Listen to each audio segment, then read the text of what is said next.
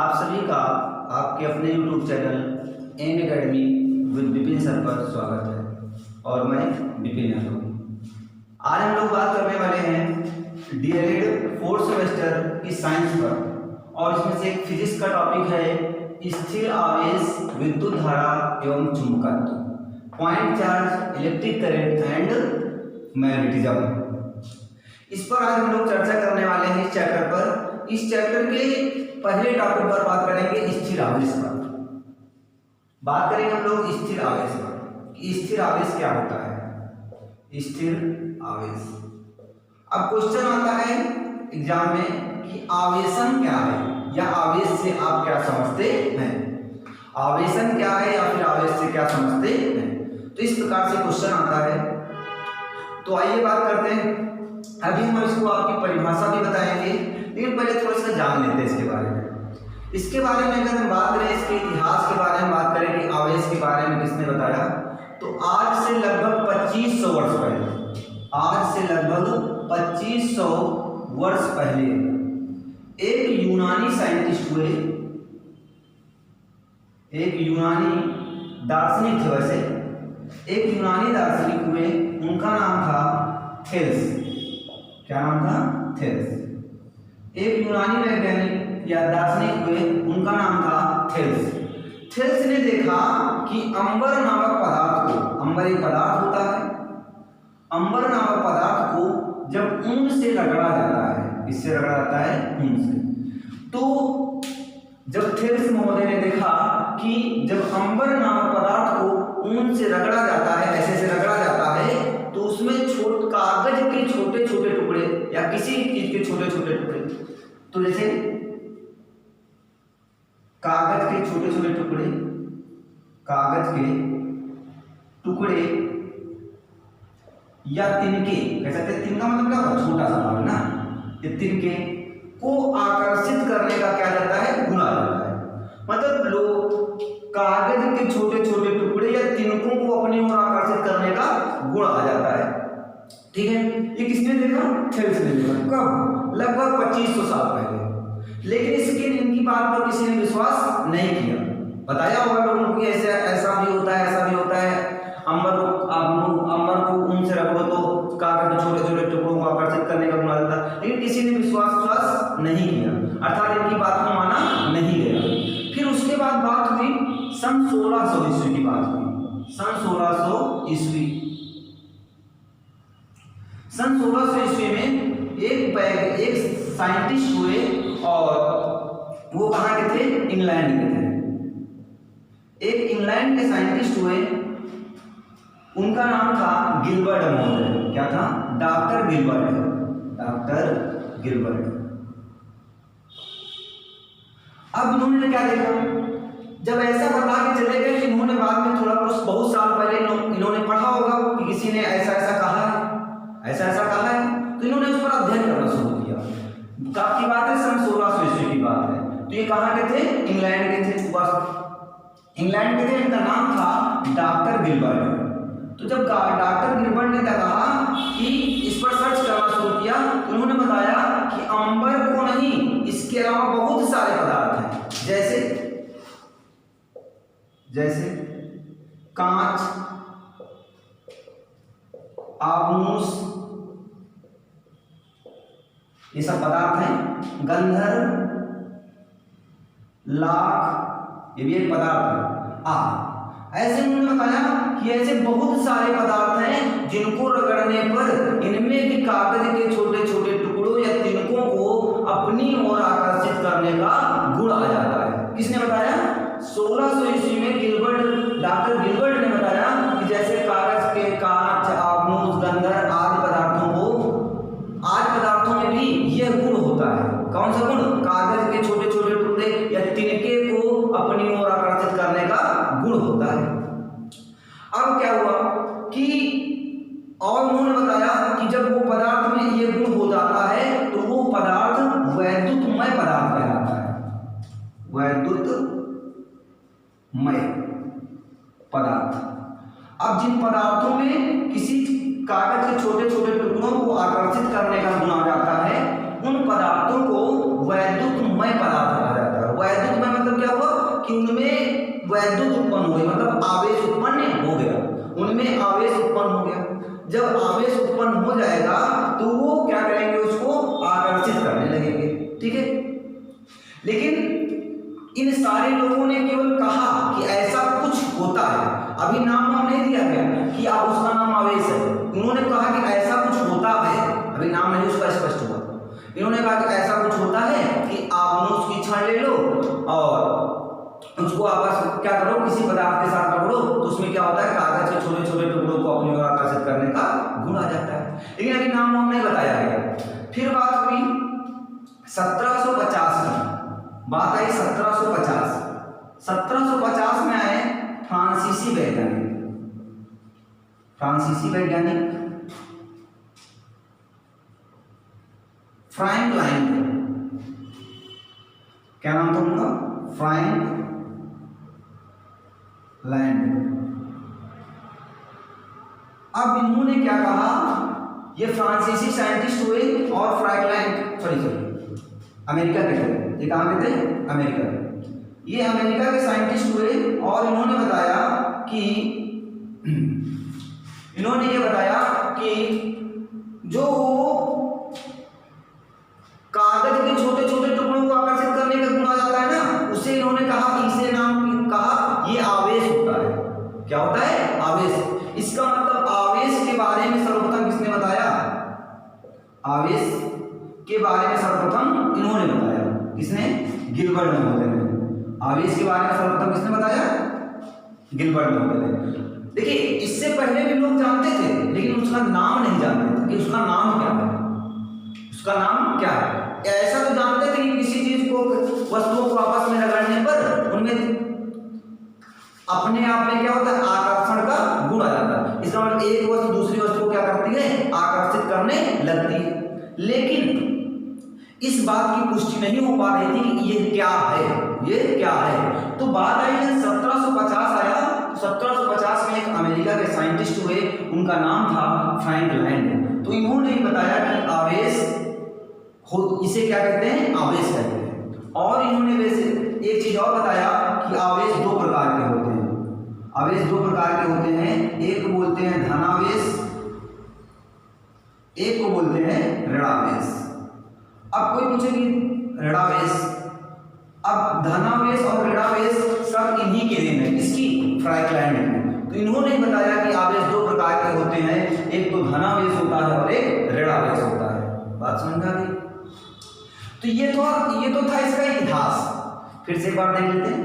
2500 ईसा पूर्व एक यूनानी दार्शनिक हुए, उनका नाम था गिलबर्ट। गिलबर्ट ने भैया ने कहा कि अंबर नामक पदार्थ को ऊन से जब रगड़ा जाता है तो उसमें कागज के छोटे छोटे टुकड़ों को अपनी ओर आकर्षित करने का एक गुण आ जाता है। लेकिन इनकी बात पर किसी ने विश्वास नहीं किया। ऐसा कह रहे होंगे लोगों से, तो क्या लोग डायरेक्ट मान गए होंगे? नहीं, बहुत सारी हो सकता गालियां भी दी हों, लेकिन इनको किसी ने बात माना नहीं होगा। लेकिन फिर क्या हुआ, 1600 ईस्वी में एक इंग्लैंड के साइंटिस्ट आए, उनका नाम था डॉक्टर गिलबर्ट। इन्होंने उस पर टेस्टिंग शुरू किया, प्रयोग करना शुरू किया, एक्सपेरिमेंट करते रहे। तो इन्होंने एक निष्कर्ष निकाला कि अंबर के जैसे ही और बहुत सारे कांच, आबनूस, गंधर, लाख आदि पदार्थों में भी आकर्षण का क्या होता है, गुण होता है। फिर कहा कि ऐसे पदार्थों को हम लोग क्या बोलते हैं, वैद्युतमय पदार्थ बोलते थे। कैसे क्या कहते हैं, वैद्युतमय पदार्थ बोलते हैं। अर्थात जिन पदार्थों में किसी दूसरे पदार्थ को आकर्षित करने का गुण आ जाता है, उन्हें बोलते हैं वैद्युतमय पदार्थ कहते हैं। फिर क्या हुआ, अब सबको पता चल गया कि ऐसा कुछ होता है कि रगड़ो तो आपस में क्या होता है, आकर्षण करने का गुण आ जाता है। अब लेकिन उसका कोई नाम नहीं दे पा रहा था। तो फिर 1750 ईस्वी में आए अमेरिका के वैज्ञानिक आए, उनका नाम क्या था, फ्रैंक लैंड। अब इन फ्रैंक लैंड ने कहा भैया कि जो आकर्षण करने का गुण होता है ना, इसी का नाम उन्होंने कह दिया क्या, आवेश। और उन्होंने बताया कि बेसिकली आवेश दो प्रकार के होते हैं, एक धनावेश होता है और एक ऋणावेश होता है। ठीक है, आइए अब बात करते हैं हम आवेश की परिभाषा की। अभी तो ये था उसका इतिहास था, आपने जाना कि आवेश के बारे में कौन कौन सी कहानियां होंगी। किसी चीज की खोज इतनी आसान से तो हो नहीं जाती है ना। ठीक है, अब बात करते हैं आवेश के charge. What is the charge? Charge क्या है? चार्ज के बारे में बताया गया जब दो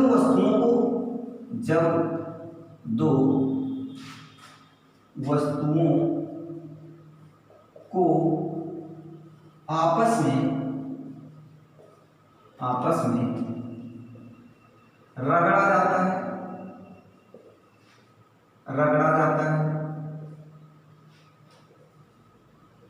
या समीप लाया जाता है तो उनमें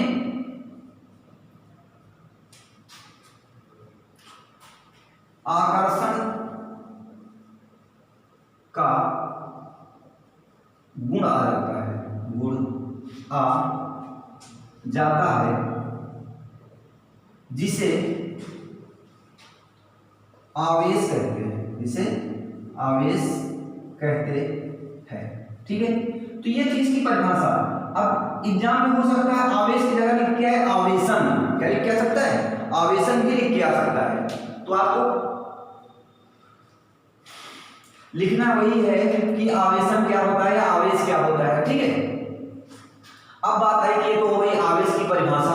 ये क्या होगी? आवेश की परिभाषा। अब अगर कोई पूछे कि आवेश को प्रदर्शित किससे करते हैं, तो आवेश को हम लोग बेसिकली आवेश को कहूँगा कहीं स्मॉल क्यू से और कहीं कैपिटल क्यू, दोनों से इसे स्मॉल क्यू या कैपिटल क्यू से प्रदर्शित करते हैं। स्मॉल क्यू या कैपिटल क्यू से प्रदर्शित करते हैं। ठीक है, अब इसकी बात करें इसकी मात्रक की, तो मात्रक इसका क्या होता है? इसका मात्रक होता है, आवेश का मात्रक होता है कूलाम। अब कूलाम के मात्रक है, ये भी एक साइंटिस्ट हुए। अभी मैंने कहा कि 1750 में क्या किया? 1750 में बताया गया कि आवेश दो प्रकार के होते हैं। कितना? आवेश दो प्रकार के। कौन बता गया? फ्रैंक लाइन बता दे। इन्होंने कहा कि आवेश दो प्रकार के होते हैं, एक धनावेश और एक ऋणावेश। तो सन 1785 में आ गए कूलाम, सॉरी 1750 नहीं 85 में, 35 साल बाद इन्होंने एक महोदय आए कूलाम। ये फ्रांसीसी साइंटिस्ट थे और इन्होंने बताया, अपना एक नियम दे दिया, उसका नाम क्या दिया? कूलाम का नियम। चलिए अभी थोड़ी सी चर्चा कर भी लेंगे इसकी। ठीक है, और उन्होंने ही उसका मात्रक, उन्हीं के नाम पर उसका मात्रक रख दिया गया, उसका नाम क्या था? कूलाम। ठीक है, चलिए कूलाम हो गया। और पूछिए कैसी राशि है?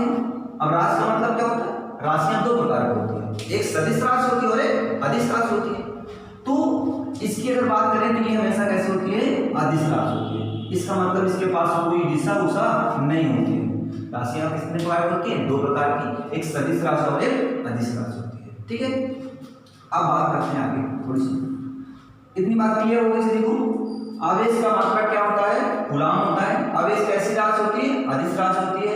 आवेश को किससे डिनोट करते हैं? क्यू से या कैपिटल क्यू से, स्मॉल क्यू या कैपिटल क्यू से डिनोट कर देते हैं। ठीक है, चलिए अब देखते हैं आवेश के प्रकार। इसकी बात करते हैं आवेश के प्रकार।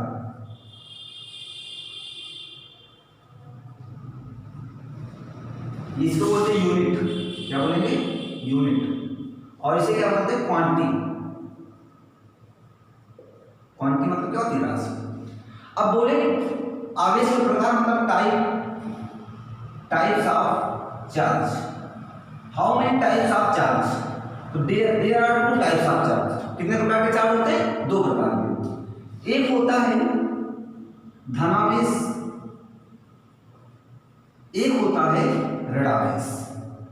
एक होता है धनावेश और एक होता है ऋणावेश। कौन कौन से होते हैं? एक धनावेश होता है और एक ऋणावेश होता है। ठीक है, अब धनावेश और क्या होते हैं? ऋणावेश। दो प्रकार के चार्ज होते हैं। ठीक है, देखते हैं। अब इसके बारे में किसने बताया? फ्रैंक लाइन ने बताया सन 1750 में। बट आपको डेट वोट नहीं याद रखनी, बस जानना है कि आवेश दो प्रकार के होते हैं। इसे बोलते हैं पॉजिटिव चार्ज, और इसे क्या बोलेंगे? Negative charge.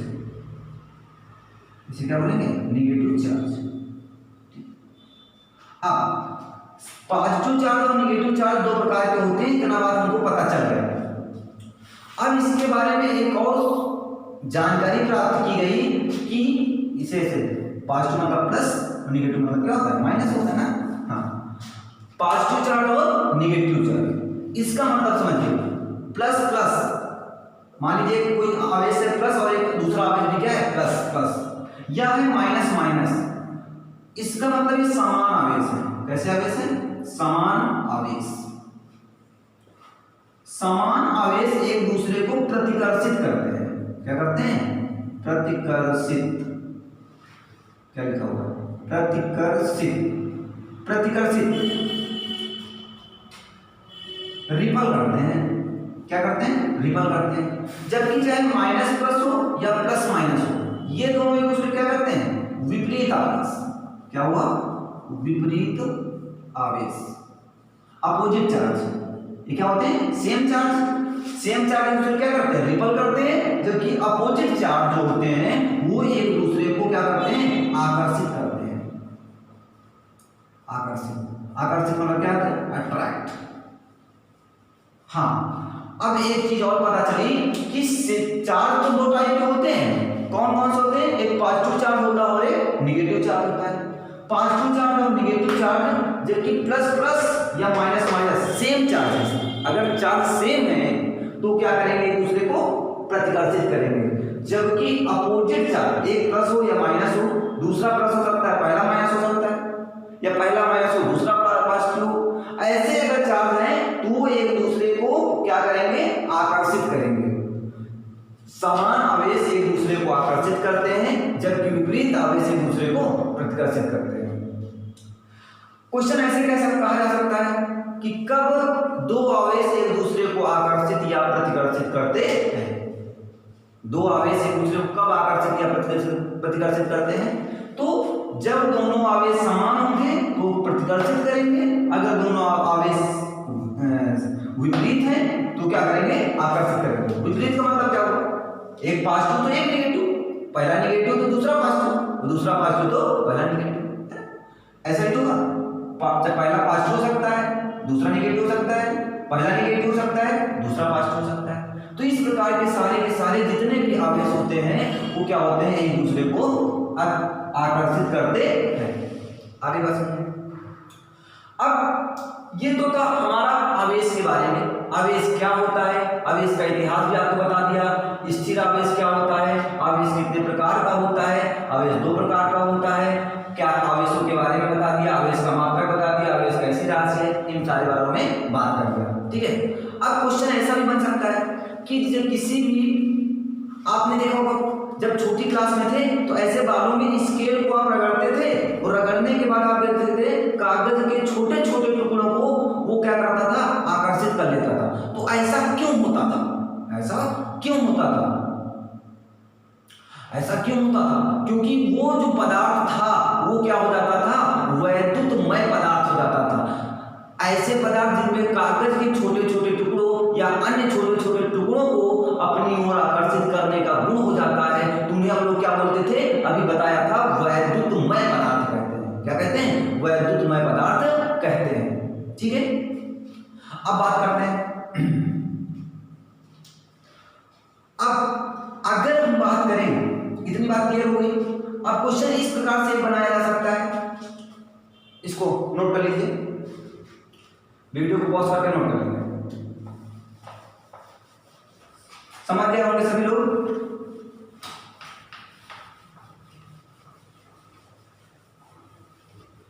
चलिए, अब कहेगा क्वेश्चन ऐसे बनाया जा सकता है, प्रश्न ऐसे पूछा जा सकता है कि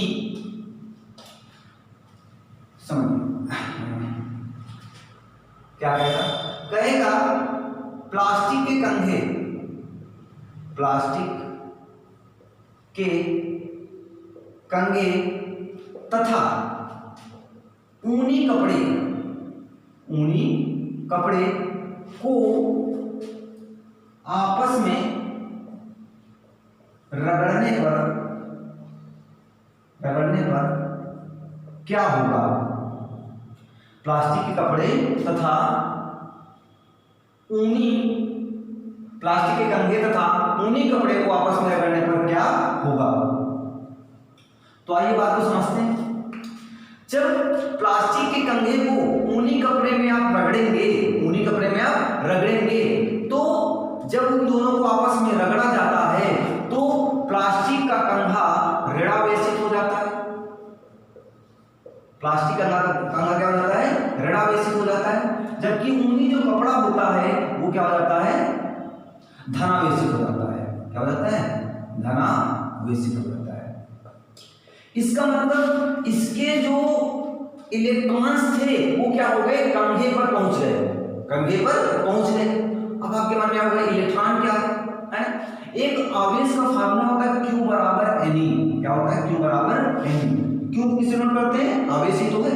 ये क्या होता है, आवेश। N क्या है, इलेक्ट्रॉनों की संख्या, इलेक्ट्रॉनों की संख्या। और E क्या है, इलेक्ट्रॉन का आवेश, इलेक्ट्रॉन का आवेश। इलेक्ट्रॉन क्या है, आवेश है, ठीक है। ये इलेक्ट्रॉन का आवेश होता है। अब इसका मतलब Q बराबर Ne क्या है, जितने ज्यादा इलेक्ट्रॉन उतना ही ज्यादा आवेश। जितने ही ज्यादा नंबर ऑफ इलेक्ट्रॉन होंगे उतने ही ज्यादा क्या होगा, चार्ज होगा आपके पास है। तो कोई पूछे कि इलेक्ट्रॉन का आवेश क्या होगा, ये हमेशा निश्चित होता है। कितना होता है, 1.6 गुणे 10 की घात -19 कूलम। मात्रा भी आपको बता देता हूं, कूलम। इसका मतलब समझिए, अगर ई का मान, इलेक्ट्रॉन का मान 1.6 गुणे 10 की घात -19 कूलम होता है, तो इसका मतलब ये निकल के आया कि आवेश मात्रा कूलम होता है ना। कूलम किसका मात्रा, आवेश का मात्रा को देता है। तो इसका मतलब इलेक्ट्रॉन भी एक प्रकार का क्या है, आवेश है ना। तो जब प्लास्टिक के कंघे तथा ऊनी कपड़े को आपस में रगड़ा जाता है तो क्या होगा कि प्लास्टिक का कंघा जो होगा वो क्या हो जाएगा, ऋणावेशित हो जाएगा। और जबकि ऊनी कपड़ा जो होगा वो क्या हो जाएगा, धनावेशित हो जाएगा। बात क्लियर हो गई होगी। अब ऐसा भी क्वेश्चन होता था, एक क्वेश्चन और बता देता हूं। कांच की छड़ तथा कांच की छड़ और रेशम, अगर कांच की छड़ और रेशम को जब आपस में रगड़ा जाता है तो कांच की छड़ जो होती है वो धनावेशित हो जाती है, जबकि रेशम क्या हो जाता है, ऋणावेशित हो जाता है। अब ऋणावेशित मतलब क्या होता है, हर वस्तु में कुछ ना कुछ मुक्त इलेक्ट्रॉन होते हैं और इलेक्ट्रॉन हमेशा कैसा होता है, निगेटिव होता है। इलेक्ट्रॉन कैसा होता है, निगेटिव होता है। इसका मतलब क्या हुआ, इस कांच के छड़ के जो निगेटिव इलेक्ट्रॉन्स थे उनकी अधिकता किधर हो गई, रेशम पर हो गई। और इधर के जो पॉजिटिव इलेक्ट्रॉन्स थे, इलेक्ट्रॉन पॉजिटिव होता है मतलब जो पॉजिटिव चार्ज था वो क्या हो गया, इधर आ गया। मतलब इधर अधिकता हो गई पॉजिटिव की और इधर क्या हो गया, निगेटिव की अधिकता हो गई। तो इस प्रकार से भी क्वेश्चन बनाया जा सकता है कि कांच की छड़ तथा रेशम को आपस में रगड़ने पर क्या होगा, या प्लास्टिक के कंघे तथा ऊनी कपड़े को आपस में रगड़ने पर क्या हो सकता है, ठीक है। तो इस प्रकार से क्वेश्चन बनाए जा सकते हैं। बहुत सिंपल क्वेश्चन पूछे जाएंगे। तो आपको इसमें पता चल गया होगा कि आवेश क्या होता है, आवेश का मात्रा क्या होता है, आवेश कैसी राशि होती है, आवेश को किससे डिनोट करते हैं और आवेश कितने प्रकार का होता है। सारी बातें क्लियर हो गई होंगी। चलिए बस ये टॉपिक यहीं तक होता है। चलिए थोड़ा सा एक आपको कूलॉम के नियम के बारे में थोड़ा सा बता देते हैं। उन्होंने आवेश के ही बारे में बताया था, आवेश के बारे में ही बताया था। किसने, कूलॉम। कूलॉम का नियम, कूलॉम का नियम, कूलॉम का नियम जो है कूलॉम्स लॉ। कूलॉम्स लॉ क्या होता है समझिए थोड़ा सा। इन्होंने बताया कि अगर दो आवेश ऐसे रखे हुए, एक आवेश ये है और एक आवेश ये है, समझिए। एक आवेश माना आपने क्या है, Q1 है और एक क्या है, आवेश Q2 है। कभी भी दो आवेश होंगे तो उनके बीच हमेशा क्या होगा, या तो आकर्षण बल लगेगा या प्रतिकर्षण बल लगेगा, लेकिन बल लगेगा ही लगेगा, है ना। अब कोई पूछे इसमें कौन सा बल लगेगा, आकर्षण बल लगेगा कि प्रतिकर्षण बल लगेगा, अभी हम बता ही नहीं सकते। कब तक नहीं बता सकते हैं, अगर ये पॉजिटिव और ये निगेटिव होगा तो क्या लगेगा, एक पॉजिटिव और एक निगेटिव आकर्षण बल। अगर ये भी पॉजिटिव और ये भी पॉजिटिव, समान आवेश एक दूसरे को प्रतिकर्षित करते हैं, मतलब प्लस प्लस है तो क्या होगा, प्रतिकर्षण होगा। अगर इसको माइनस कर दिया जाए तो अब क्या होगा, अब भी आकर्षण ही होगा। अगर यहाँ माइनस हुआ तो यहाँ पर भी अगर माइनस मैं कर दूं तो अब क्या होगा, यहाँ पर तब भी प्रतिकर्षण होगा। ठीक है, तो बेसिकली कूलाम ने सन 1785 ईस्वी में कब बात की, 1785 ईस्वी में, ये फ्रांसीसी साइंटिस्ट थे, फ्रांसीसी साइंटिस्ट थे, उनका नाम ही क्या था, कूलाम था। 1750 में आवेश के बारे में बताया फ्रैंकलिन ने, उसके बाद थोड़ी मेहनत इन्होंने भी की और इन्होंने मेहनत की, क्या बताया, फ्रांसीसी वैज्ञानिक थे, 1750 में बताया कि यदि दो आवेश ऐसे रखे हों और उनके बीच की दूरी कितनी मान लेते हैं, स्मॉल r मान लेते हैं। तो इन्होंने बताया कि F बराबर होता है 1/4 pi epsilon not Q1 Q2 upon r square. चलिए थोड़ा सा बता देता हूं। इन्होंने कहा, अच्छा एक चीज समझिए, अगर आपसे पूछा जाए कि इन दोनों के बीच कैसा आवेश होगा तो आप कहेंगे या तो आकर्षण होगा या प्रतिकर्षण होगा। क्यों? क्योंकि इनके अभी पता नहीं ना, आवेश तो है Q1 और Q2, लेकिन अभी इनके चार्ज के बारे में पता नहीं है कि पॉजिटिव है कि निगेटिव है। हो सकता है ये पॉजिटिव हो, ये निगेटिव हो सकता है ये पॉजिटिव हो, ये भी पॉजिटिव हो, ये निगेटिव हो, ये भी निगेटिव हो, मतलब क्लियर नहीं है ना। लेकिन आपको क्लियर है कि अगर एक पॉजिटिव और एक निगेटिव होगा तो वो क्या करेगा, आकर्षित करेगा। लेकिन जब प्लस प्लस या माइनस माइनस होंगे तो वो क्या करेंगे, प्रतिकर्षित करेंगे। बात क्लियर है? तो इन्होंने बताया कि यदि दो आवेश एक दूसरे से r दूरी पर स्थित हो तो उनके बीच क्या लगेगा, एक बल लगेगा।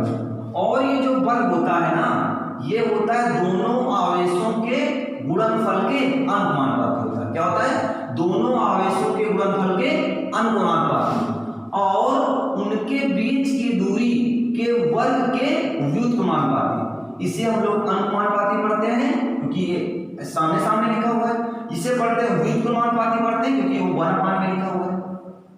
अब थोड़ा सा मैं आपको बता देता हूं अनुपाती और व्युत्क्रमानुपाती का मतलब भी क्या होता है। अनुपाती का मतलब होता है जैसे जैसे ये बढ़ेगा वैसे वैसे ये भी बढ़ेगा, मतलब जितना ज्यादा आवेश होगा उतना ही ज्यादा उसके पास बल भी लगेगा। और इसका मतलब होता है कि जितनी ज्यादा दूरी होगी उतना बल कम लगेगा, मतलब ये बढ़ेगा तो ये घटेगा और ये घटेगा तो ये बढ़ेगा। बात समझिए, जैसे जैसे दूरी बढ़ेगी, जैसे दूरी बढ़ रही है तो बल क्या होगा, कम होगा। सही बात है। अगर दो लोग एक दूसरे से दूर रहते हैं तो हाल चाल कम मिलते हैं, जब दोनों पास पास रहते हैं तो हाल चाल रोज ही मिलते हैं, अट्रैक्शन ज्यादा होता है। तो वैसे ही अगर बात करते हैं, चार्ज तो वैसे ही काम करता है। अगर ये दोनों पास पास होंगे अट्रैक्शन ज्यादा होगा, जब ये दूर दूर होंगे तो फोर्स क्या होगा, कम लगेगा। अगर ये पास पास होंगे तो फोर्स ज्यादा लगेगा, अगर ये दूर दूर होंगे तो फोर्स क्या होगा, कम लगेगा। ठीक है, इसका दूरी बढ़ने पर फोर्स क्या हो जाता है, कम हो जाता है। और जितना ज्यादा आवेश होगा उतना ही ज्यादा बल लगेगा। तो इन्होंने समीकरण 1 और समीकरण 2 को मिला दिया तो इसे बन जाता है Q1 Q2 अपान क्या होता है, r स्क्वायर। एक अनुपाती का चिन्ह हटता है, एक कांस्टेंट आता है Q1 Q2 अपान r स्क्वायर। अब यहाँ पर एक Q की वैल्यू बताई गई है, Q की वैल्यू होती है 1/4 पाई एप्सिलॉन नॉट। क्या होती है, इसे पढ़ते हैं 1/4 पाई एप्सिलॉन नॉट। इसकी वैल्यू बताई गई 9×10⁹ न्यूटन मीटर स्क्वायर। क्या करते हैं, न्यूटन मीटर स्क्वायर प्रति कूलाम। क्या होते हैं, कूलाम स्क्वायर। क्या होता है आपका, न्यूटन मीटर स्क्वायर पर कूलाम स्क्वायर। ठीक है, इससे किसका मान है, के का मान। तो के का मान यहां उठा कर क्या फार्मूला होता है, 1/4 pi epsilon not Q1 Q2 upon r square. फिर आपके सिलेबस में ये है नहीं, फिर भी एक आवेश की बात आई तो आवेश के बारे में यही नियम है, बहुत इंपॉर्टेंट नियम है, आवेश के बारे में बताया गया। और इसका नियम है कूलाम का नियम है। कूलाम के नियम में बताया कि यदि दो बिंदु आवेश एक दूसरे से कुछ दूरी पर स्थित हो तो उन दोनों आवेशों के बीच लगने वाला बल, उन दोनों आवेशों के बीच लगने वाला बल उन दोनों आवेशों के गुणनफल के अनुपाती और उनके बीच की दूरी के वर्ग के व्युत्क्रमानुपाती होता है। ये कूलाम का नियम है। और इसे क्या करते हैं, इसे बोलते हैं निर्वात, अच्छा लिख देते हैं, इफ साइलेंट नॉट, इसे पढ़ते हैं if silent not, if silent not, इसे हिंदी में बोलते हैं निर्वात या वायु की वैद्युतशीलता। क्या बोलते हैं? वैद्युतशीलता। अच्छा, इसका मान भी आपको बता देते हैं, 8.85 इंटू 10⁻⁻12 कूलॉम स्क्वायर पर न्यूटन मीटर स्क्वायर। वही मान, देखिए इसको उलट दिया, कूलॉम स्क्वायर प्रति न्यूटन मीटर स्क्वायर, इसी को उलट दिया गया तो ये आ गया मान आपके पास 8.85 × 10⁻12 कूलॉम स्क्वायर प्रति न्यूटन मीटर स्क्वायर। आप लोग इस टॉपिक को पढ़ेंगे या नहीं पढ़ेंगे कोई जरूरी नहीं है, लेकिन आवेश क्या होता है, आवेश के कारण क्या क्या हो सकता है, आवेश के जो उदाहरण बताया आपको, आवेश का मात्रक क्या होता है, आवेश कितने प्रकार का होता है, आप ये चीजें जरूर पढ़ लेंगे। ये एग्जाम के व्यू से काफी इंपॉर्टेंट है। तो इस आवेश को हम लोग यहीं तक रखते हैं। अगले वीडियो पर हम लोग बात करेंगे विद्युत धारा के बारे में, उसके बाद बात करेंगे चुंबकत्व के बारे में, चुंबक क्या है, चुंबकत्व क्या होता है। तो आज की क्लास को हम लोग यहीं तक रखते हैं। अब हम लोग अगले वीडियो पर बात करेंगे विद्युत धारा की।